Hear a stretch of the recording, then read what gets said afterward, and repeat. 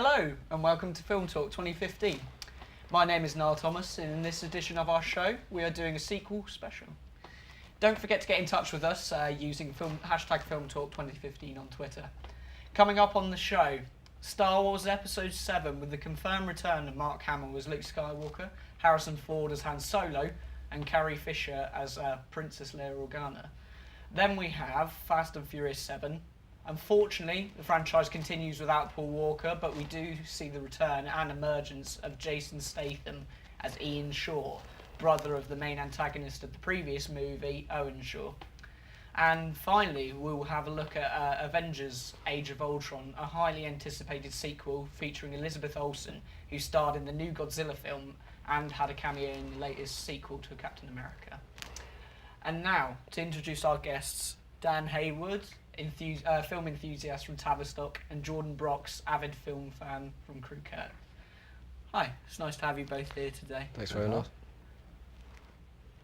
Starting off, we have Star Wars Episode 7, which is scheduled for release on the 18th of December 2015. Star Wars is one of the highest grossing franchises of all time, with 6 previous instalments spanning from 1977 to 2005. The franchise reached box office sales of over 4.3 billion worldwide, making this an eagerly awaited film. The story starts at least 20 years after the Return of the Jedi, where we left the Empire defeated by Luke Skywalker and the Rebel Alliance. Given the film's legacy and the modern day hype, how do you think that the film will live up to that hype, Dan? I'm sure it'll do really, really well. I mean, it hit the ground fantastically in '99 when it came back for its second trilogy, and it's just gone from strength to strength. Star Wars, since 1977, the world has been encapsulated by these films. The franchise has grown and grown, and I'm sure it's just going to do really, really well in the box office. Yeah. In your opinion, Jordan? Oh well, I'm really happy to say that J.J. Abrams is directing this, so it might give that film a new modern twist on it, like he did for Star Trek. Yeah. So the way he rebooted Star Trek might be another way he rebooted Star Wars, and I'm really looking forward to see how he does that. Yeah. Comparing the competition at the time of its release, do you think it stands a decent chance of outgrossing the first film, Jordan? Well, the first film? Yeah, the first set of films. Oh. Well, obviously, because the prequels didn't do so well.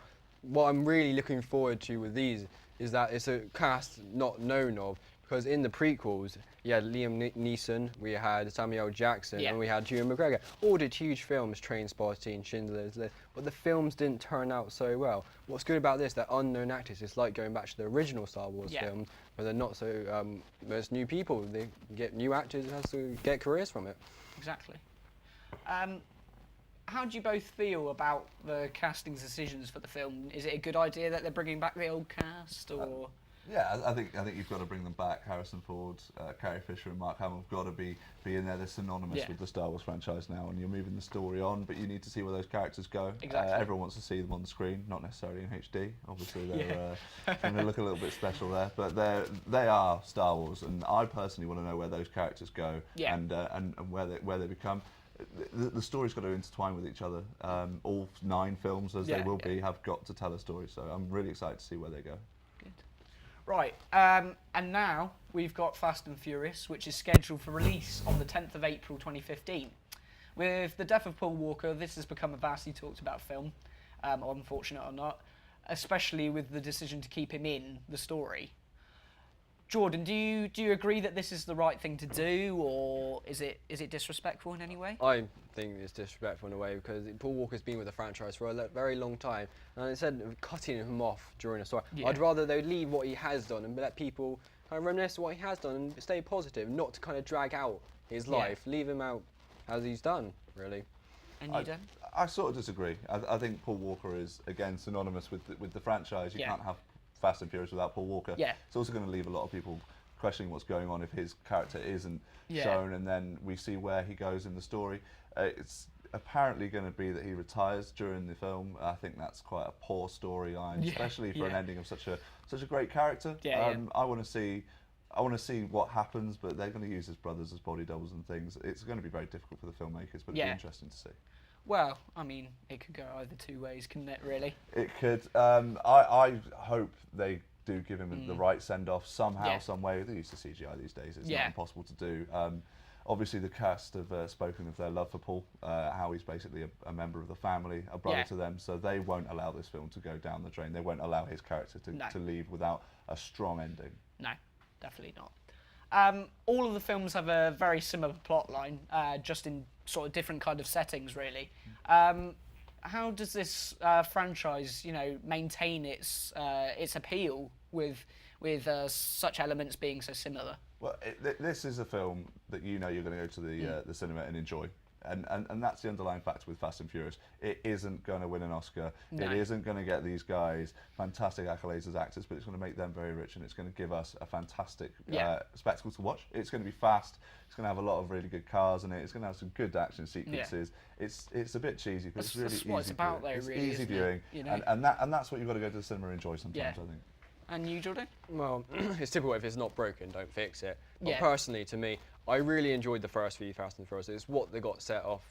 But the only issue that they have now is they've got a load of money from it, and they're just dishing out a movie each year to get the same amount of money. But what's good is that they're kind of referring back to the old movies with the new movies, bringing Jason Statham in, and they're kind of looking back at a few loopholes that they seems like they think they would have forgotten, but they haven't. And for some fans who enjoyed the early movies, it's really good for them. It's dragging them back into the movie franchise. Yeah.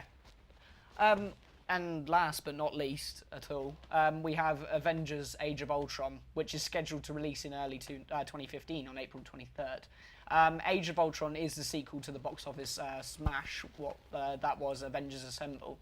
The film follows the superhero team called the Avengers, facing a new enemy called Ultron, a sentient robot.